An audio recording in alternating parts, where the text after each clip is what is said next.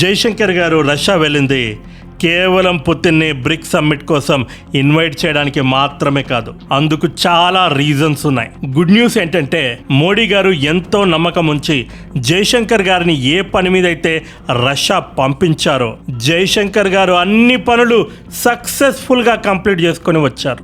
జైశంకర్ గారి tour grand success అయ్యింది. ఇంతకీ రష్యా పర్యటనలో జైశంకర్ గారు సాధించిన ఆ విజయాలేంటో సరళమైన భాషలో ఒక్కోటి మాట్లాడుకుందాం. ముందుగా మన డీల్ ప్రకారం వీడియోను లైక్ చేసేయండి. జైశంకర్ గారు రష్యా టూర్లో ఏం విజయాలు సాధించారో చెప్పుకోవడానికి ముందు నన్ను అడిగితే జైశంకర్ గారి రష్యా పర్యటనే ఒక విజయం అని చెప్తాను. అర్థం కాలేదా? ఆగస్టు 8న అమెరికాలో ఒక బిల్ పాస్ అవుతుంది. రష్యా నుంచి ఆయిల్ కొనే 5 దేశాల పైన 100% టారిఫ్లు విధించాలని ఈ బిల్ సారాంశం. త్వరలో ఇది పార్లమెంట్ లో పాస్ అవుతుంది. ట్రంప్ దీనిపైన సైన్ పెట్టబోతున్నాడు. సైన్ పెట్టిన వెంటనే భారత్ పైన కూడా 100% టారిఫ్లు విధించబడే ఛాన్సెస్ పుష్కలంగా ఉన్నాయి. లాస్ట్ ఇయర్ కూడా అమెరికా భారత్ పైన ఇలాంటి ఒత్తిడి తీసుకొచ్చింది. ఆల్మోస్ట్ 50% టారిఫ్లు విధించింది. దాంతో భారత్ అమెరికా ప్రెషర్కి కాస్త తలొగ్గి రష్యా నుంచి ఆయిల్ని ఇంపోర్ట్ చేసుకోవడం గణనీయంగా తగ్గించింది. అమెరికా ప్రెషర్కి సరెండర్ అయిపోయి పూర్తిగా రష్యా నుంచి ఆయిల్ కొనడం ఆపేయలేదు. ఎలాగైతే 2018-19 టైంలో ఇరాన్ నుంచి మనం ఆయిల్ని కొనడం ఆపేసామో అలా రష్యా నుంచి కొనడం మాత్రం ఆపేయలేదు. కాకపోతే ఇంపోర్ట్స్ని గణనీయంగా తగ్గించుకున్నాం. దీనికి భారత్ని ఆన్సర్ అడిగితే మేము డైవర్సిఫై చేయాలనుకుంటున్నామని ఆన్సర్ ఇచ్చింది. ఆ తర్వాత ఇరాన్ వార్ వచ్చింది. గ్లోబల్గా వచ్చినటువంటి ఆయిల్ క్రైసిస్ని ఎదుర్కోవడానికి అమెరికా రష్యా పైన శాంక్షన్స్ ఎత్తివేసింది. దాంతో భారత్ మళ్ళీ రష్యా నుంచి పెద్ద మొత్తంలో ఆయిల్ని కొనడం స్టార్ట్ చేసింది. ఇప్పుడు మళ్ళీ అమెరికా వాడు ఏమంటున్నాడు? రష్యా నుంచి ఆయిల్ కొనడం ఆపేయాలి అంటున్నాడు. ఇప్పుడు మళ్ళీ భారత్కి అగ్ని పరీక్ష. అమెరికా ప్రెషర్కి తలొగ్గి రష్యా నుంచి ఇంపోర్ట్స్ని తగ్గించుకోవాలా, లేదంటే ఇలాగే కంటిన్యూ చేయాలా? దీనికి సమాధానం రష్యా పర్యటనలో దొరుకుతుంది అని అందరూ అనుకున్నారు. కానీ అందరినీ ఆశ్చర్యపరుస్తూ చాణక్య నీతిని అణువణువు అవపాసన పట్టుకున్న జైశంకర్ గారు రష్యా పర్యటనకి 2 రోజుల ముందే కుండ బద్దలు కొట్టినట్లు అమెరికాకి సమాధానం చెప్పాడు. Not always. No, when you say Russia oil on, Russia oil off, now we have a bill in the US which might again turn it off. We have never, no, let me be very clear here. We have never said anything is on or off. We have in fact on that issue always said we will do whatever is best for the Indian consumer. For me, the Indian consumer is never off. 2 రోజుల ముందు జైశంకర్ గారు ఒక conference లో పాల్గొన్నారు. ఈ conference లో anchor ఇదే ప్రశ్న అడిగాడు. దీనికి జైశంకర్ గారు సమాధానం చెప్తూ భారత్ ఎప్పుడు కూడా ఎక్స్టర్నల్ ప్రెషర్ కి తలొగ్గి నిర్ణయాలు తీసుకోదు. ఏ దేశంతో ఆయిల్ కొనాలి, ఏ దేశంతో వ్యాపారం చేయాలి, ఏ దేశంతో సంబంధాలు పెట్టుకోవాలి, భారతదేశ ప్రజలకి ఏది మంచిదో దాన్ని బేస్ చేసుకొని మాత్రమే మేము డిసిజన్ తీసుకుంటాం. అంతే తప్ప ఎక్స్టర్నల్ ప్రెషర్స్ మమ్మల్ని డిక్టేట్ చేయలేవని చెప్పుతో కొట్టినట్లు సమాధానం చెప్పాడు. ఆ రోజే నాకు అనిపించింది రష్యా పర్యటన మామూలుగా ఉండబోదని. జైశంకర్ గారు ఇది 100% కరెక్ట్ అని ప్రూవ్ చేశారు. రష్యా పైన అడుగు పెట్టిన వెంటనే జైశంకర్ గారు వెస్టర్న్ దేశాలకి దిమ్మ తిరిగిపోయే ఒక స్టేట్మెంట్ ఇచ్చాడు. 2030 నాటికి బైలాటరల్ రిలేషన్స్లో రష్యాతో $100 బిలియన్ ఉమ్మడి లక్ష్యాన్ని సాధించడానికి టార్గెట్ పెట్టుకున్నామని జైశంకర్ గారు తన స్పీచ్లో తెలిపారు. ఇక్కడ మీరు హెడ్డింగ్ చూడొచ్చు, targeting $100 billion trade by 2030. America వాడు ఏమంటున్నాడు? అసలు ఏ దేశమో రష్యాతో వ్యాపారమే చేయొద్దు అంటున్నాడు. ఒకవేళ నన్ను కాదని ఏ దేశమైనా వ్యాపారం చేస్తే 100% టారిఫ్స్ విధిస్తా అంటున్నాడు. మరోపక్క భారత్ ఏమంటోంది? మన వ్యాపారం త్వరలో $100 బిలియన్ స్థాయికి తీసుకెళ్ళాలి అంటోంది. దీని అర్థం ఏంటండి? చిన్న పిల్లాడు కూడా చెప్తాడు, అమెరికాని నువ్వేం చేసుకుంటావో చేసుకో అని ఇండైరెక్ట్గా భారత్ అమెరికాని కరివేపాకులాగా తీసి పక్కకు పెట్టింది. ఈ పర్యటనలో పొలిటికల్గా మాట్లాడుకోవాల్సినవి చాలా ఉన్నాయి. ముందు అసలు విషయాలు అంటే టెక్నికల్ డీటెయిల్స్ పైన మాట్లాడుకుందాం. జైశంకర్ గారు రష్యా వెళ్ళడానికి ప్రధాన కారణాల్లో ఒకటి trade deficit. Ukraine war start అయిన తర్వాత భారత్ పెద్ద మొత్తంలో ఆయిల్ని కొనడం ఎప్పుడైతే స్టార్ట్ అయిందో ట్రేడ్ మెల్లిమెల్లిగా పెరగడం స్టార్ట్ అయింది. ప్రస్తుతం అది ఆల్మోస్ట్ $60 బిలియన్ చేరుకుంది. కాకపోతే ఇందులో బ్యాడ్ న్యూస్ ఏంటంటే భారత్ నుంచి రష్యాకి కేవలం $4.5 బిలియన్ మాత్రమే ఎక్స్పోర్ట్ అయ్యాయి. మిగతా మొత్తం కూడా రష్యా నుంచి భారత్కి ఎక్స్పోర్ట్ అయ్యింది. ట్రేడ్ అంటే ఈక్వల్గా ఉండాలి. నువ్వు $100 సామాన్ నా దగ్గర నుంచి కొంటే నేను $100 సామాన్ నీ దగ్గర నుంచి కొనాలి. Over the last 5 years, bilateral trade in goods has increased more than fourfold from about $13 billion in 2021-22 to nearly $60 billion in 2025-26. This demonstrates the immense potential of our partnership, and the rapid expansion of trade has, however, been accompanied by a significant widening of the trade imbalance, which has also increased from $6.6 billion to over $50 billion. Addressing this imbalance is today one of our foremost priorities. Russia అంటోంది నా దగ్గర oil ఉంది, నువ్వు కొంటున్నావు, మరి నీ దగ్గర ఏముందో చూపెట్టు. మన దగ్గర ఏముందో చూపించడానికే జయశంకర్ గారు రష్యా వెళ్ళారు. ప్రపంచం మొత్తానికి తెలుసు భారత్ ఫార్మా రంగంలో నంబర్ 1 అని. రష్యా భారత్ నుంచి పెద్ద మొత్తంలో ఫార్మస్యూటికల్ ప్రొడక్ట్స్ కొనడానికి ముందుకొస్తోంది. మన దేశంలో ఎలాగైతే గల్లీ గల్లీకి మెడికల్ స్టోర్స్ ఉన్నాయో త్వరలో రష్యాలో కూడా ఇలా మెడికల్ స్టోర్స్ ఉండబోతున్నాయి. అలాగే భారత్ అనేది వ్యవసాయానికి పుట్టినిల్లు. వ్యవసాయ ఉత్పత్తుల్ని రష్యాకి మనం ఆఫర్ చేయబోతున్నాం. గోధుమల విషయంలో రష్యా ఆల్రెడీ నెంబర్ 1లో ఉంది. కాబట్టి రష్యా లాంటి దేశానికి నువ్వు వెళ్ళి గోధుమలు తీసుకో అంటే చేపలు పట్టే వారి దగ్గరికి వెళ్ళి చేపలు కొంటావా అని అడిగినట్టుంటుంది. భారత్ రష్యాకి పెద్ద మొత్తంలో రైస్ని ఆఫర్ చేయబోతుంది. ప్రీమియం బాస్మతి బియ్యము, అదేవిధంగా లాంగ్ రెయిన్ రకాన్ని మనం రష్యాకి ఆఫర్ చేయబోతున్నాం. టీ మరియు కాఫీలకు భారత్ పెట్టింది పేరు. అస్సాం కానీ డార్జిలింగ్ కానీ టీ కాఫీలు గణనీయంగా పెంచుతారు. అలాగే మసాలా దినుసులు, స్పైసెస్, పసుపు, అల్లము, మిరపకాయలు, వివిధ రకాల ప్యాక్ చేసిన మసాలా దినుసులు, వీటన్నింటినీ కూడా మనం రష్యాకి ఆఫర్ చేయబోతున్నాం. అలాగే సీ ఫుడ్, భారత్లోని చేపలు రొయ్యల మార్కెట్ వరల్డ్ వైడ్ ఫేమస్. ఇవి కాకుండా పండ్లు మరియు కూరగాయలు, ఫ్రెష్ గ్రేప్స్, కిస్మిస్లు, ట్రాపికల్ ఫ్రూట్స్, కూరగాయలు, ఉల్లిపాయలు, వెల్లుల్లి, క్యాబేజీ, ఆలుగడ్డ లాంటి దుంప రకాలు, వీటన్నింటినీ కూడా మనం రష్యాకి ఆఫర్ చేయబోతున్నాం. ఇవి మాత్రమే కాకుండా ప్రాసెస్ చేసిన ఫుడ్, రెడీ టు ఈట్ అంటాం కదండి, అలాంటి ఆహారం, పశువులకు వేసే తౌడు, నూనె గింజలు, పప్పు దినుసులు, ప్రాసెస్ చేసినటువంటి టొబాకో. ఇండియాలో పంట పురుగుల్ని నాశనం చేయడానికని చెప్పి చాలా పద్ధతులు వాడుకలో ఉన్నాయి. భారత్లో ఆగ్రో కెమికల్స్ని అగ్రెసివ్గా వాడుతూ ఉంటాం. సో ఈ ఆగ్రో కెమికల్స్ని కూడా మనం రష్యాకి ఆఫర్ చేయబోతున్నాం. కాకపోతే బయట నుంచి వచ్చే ప్రొడక్ట్స్ పైన రష్యా ఏం చేసింది, నాన్ టారిఫ్ బ్యారియర్స్ని పెట్టింది. ఈ బ్యారియర్స్ని తొలగించి మా వస్తువులు మీ మార్కెట్లోకి వచ్చే విధంగా చేయాలని జయశంకర్ గారు రష్యాను అడగడానికి వెళ్ళారు. పుతిన్ స్వయంగా ఇందుకు ఒప్పుకున్నారు. Progress on market access, removal of tariff and non-tariff barriers, strengthening payment mechanisms, and stronger business-to-business engagement will be critical for addressing this imbalance and achieving our shared objective of $100 billion in bilateral trade by 2030. అలాగే western దేశాల sanctions వల్ల రష్యాకి ఇప్పుడు Europe నుండి machinery, spare parts, medicines రావడం ఆగిపోయాయి. ఆ ప్లేస్ని India భర్తీ చేయబోతుంది.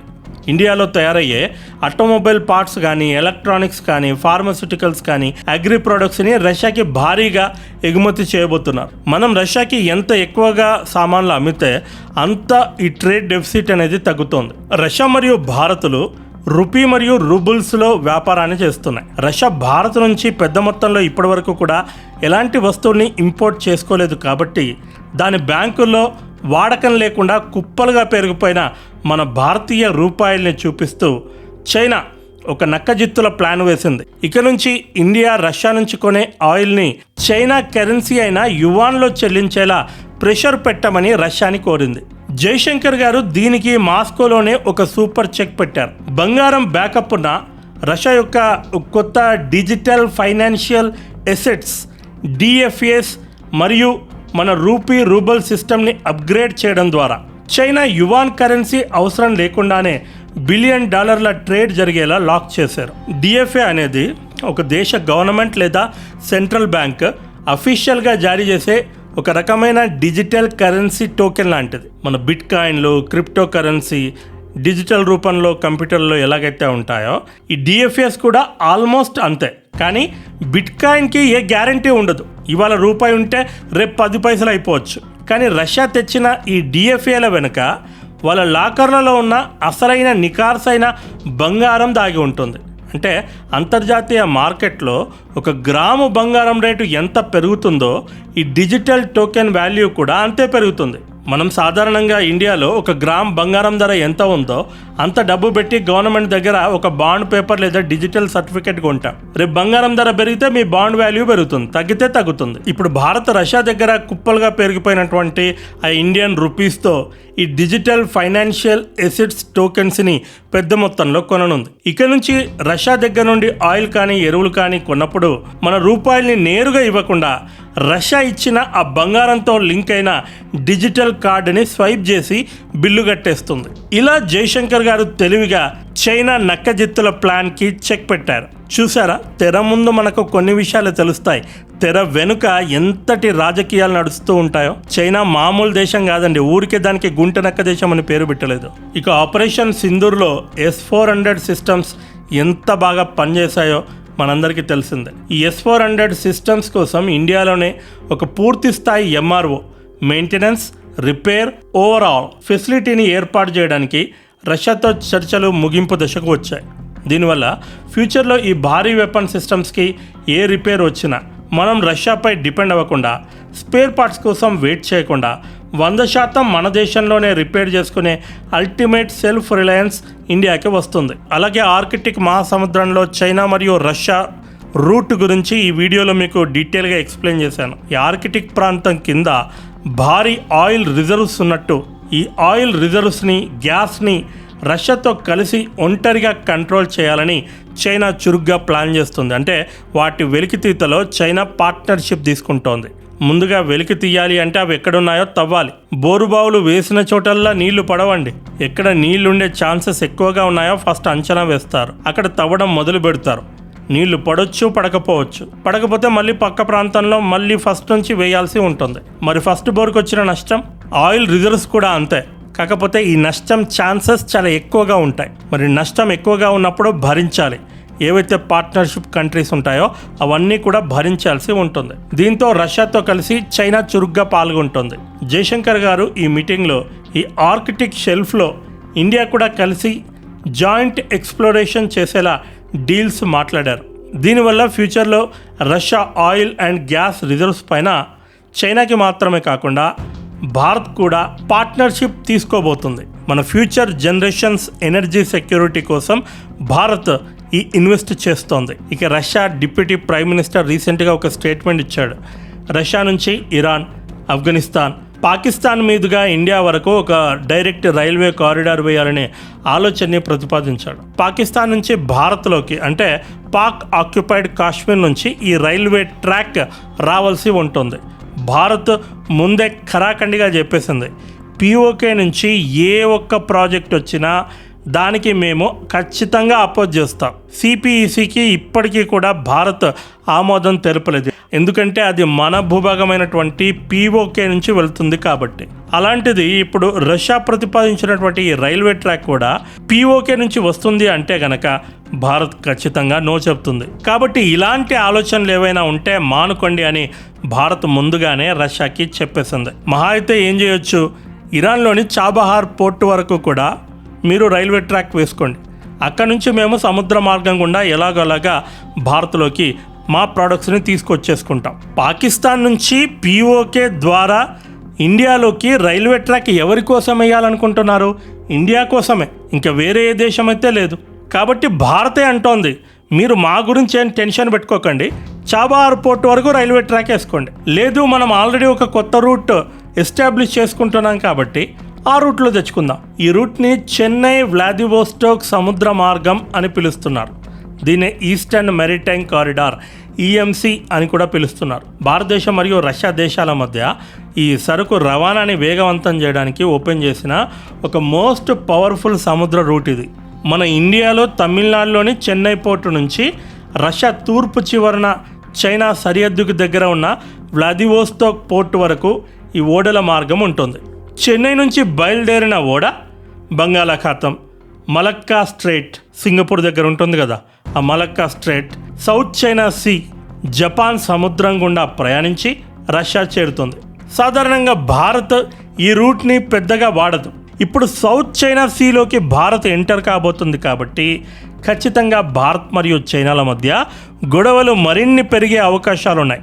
ఎందుకంటే సౌత్ చైనా సీలో చైనా ఏకచక్రాధిపత్యం నడుస్తోంది. అందుకే భారత్ తెలివిగా శత్రు స్థావరంలోకి అడుగుపెట్టే ముందు శత్రు అయినటువంటి జపాన్తో దోస్తీ కట్టింది. జపాన్తో డిఫెన్స్ డీల్ కుదుర్చుకుంది. ఈ వీడియోలో మీకు పోర్టు స్వాపింగ్ గురించి చెప్పాను, గుర్తుందా?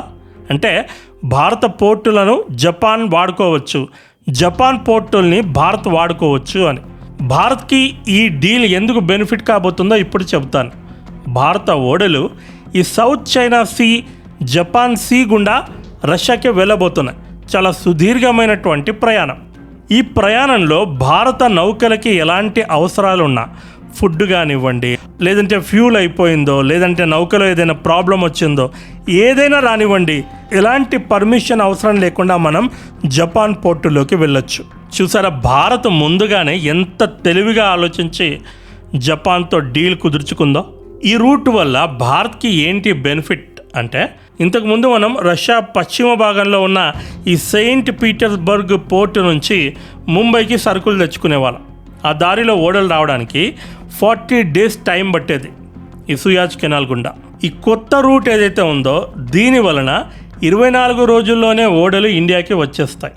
అంటే దాదాపు 16 రోజుల ప్రయాణ సమయం ఆదా అవుతుంది.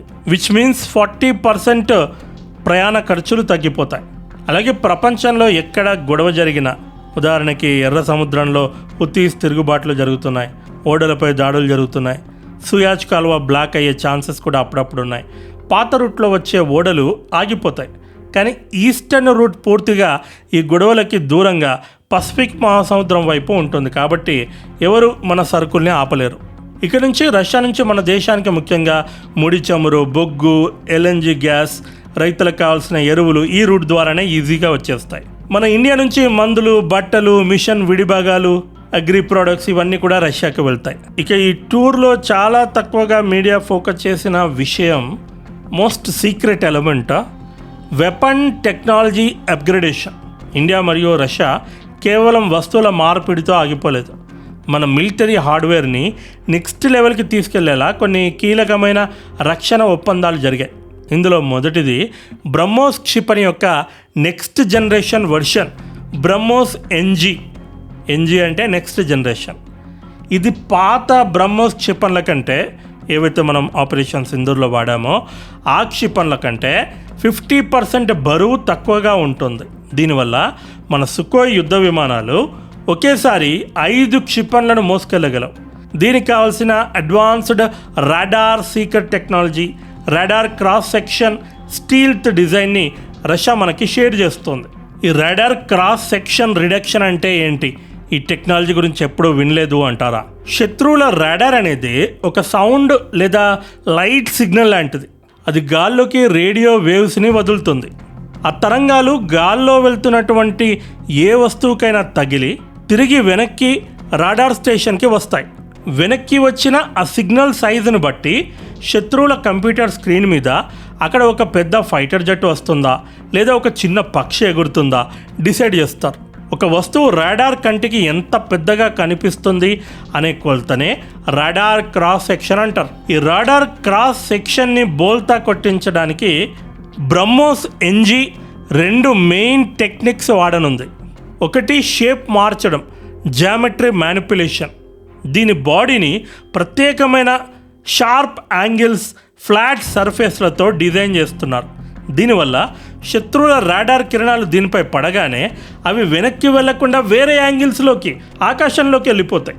ఇక రెండవది రాడార్ అబ్జార్బెంట్ మెటీరియల్. ఈ మిసైల్ బాడీ పైన ఒక special chemical coating, radar absorbent material అంటారు, ఈ కోటింగ్ని వేస్తారు. శత్రువుల రాడార్ కిరణాలు ఈ మిసైల్ని తాకగానే ఈ పెయింట్ ఆ రేడియో తరంగాల్లోని ఎనర్జీ తనలోకి లాగేసుకొని హీట్ రూపంలోకి మార్చి గాల్లో కలిపేస్తుంది.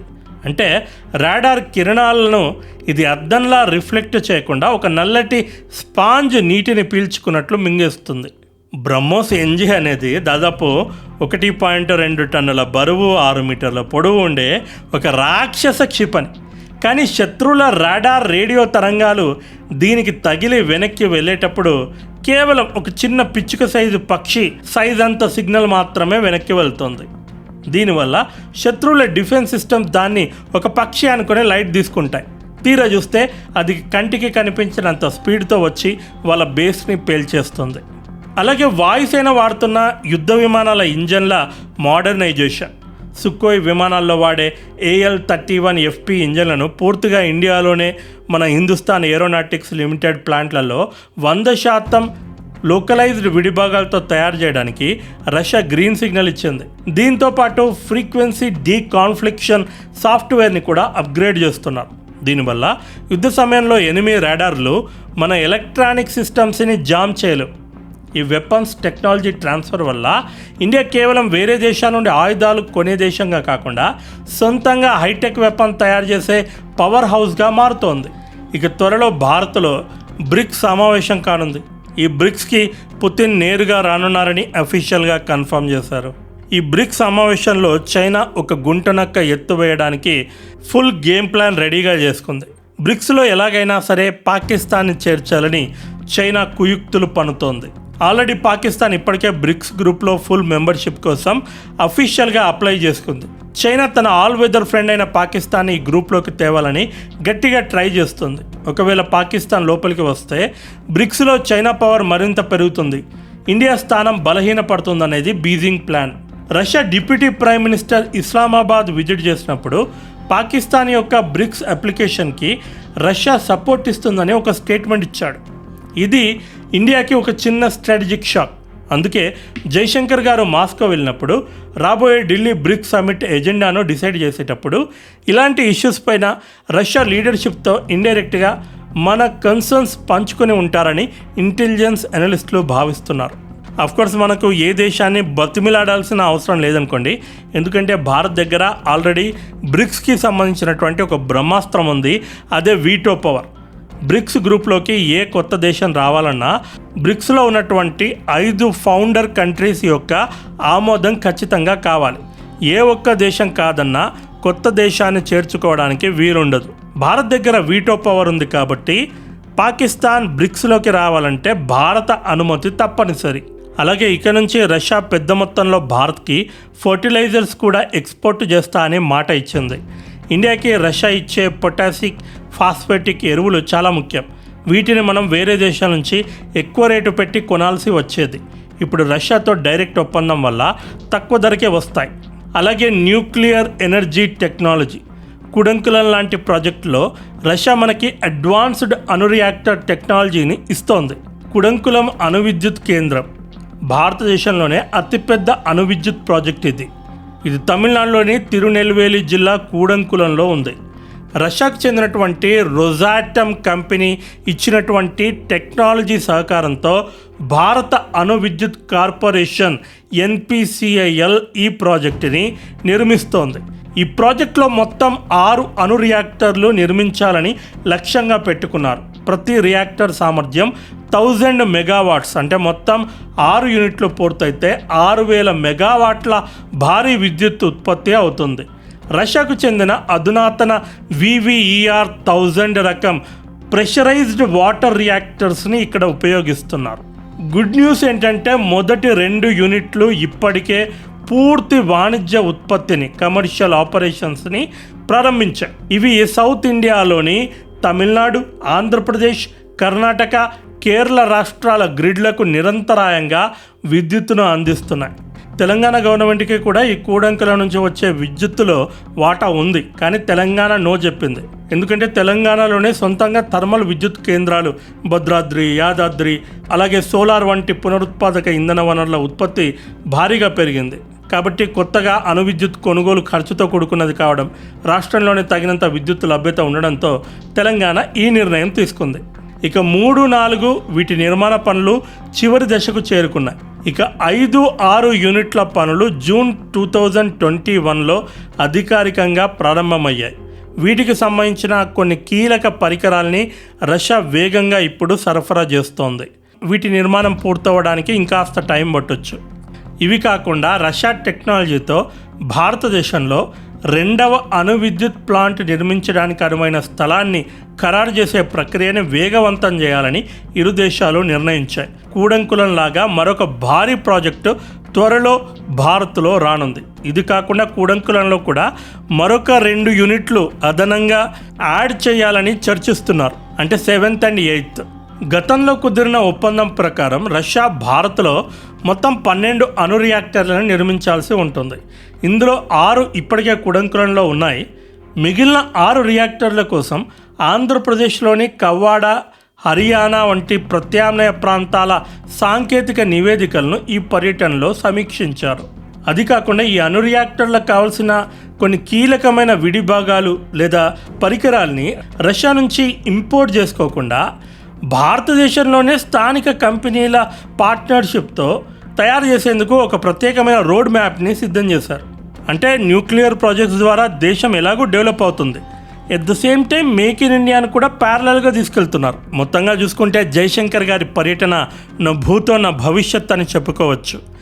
జైశంకర్ గారు ఆర్థికంగా భారత్కి ఏమేం కావాలో అన్నింటినీ సాధించుకొని తీసుకొచ్చారు. ఎట్ ద సేమ్ టైం డిప్లొమాటిక్గా కూడా తన చాణక్య నీతిని చాటారు. రష్యా తమ దేశానికి ఎంత ఇంపార్టెన్సో తన మాటల ద్వారా చేతల ద్వారా చెప్పారు.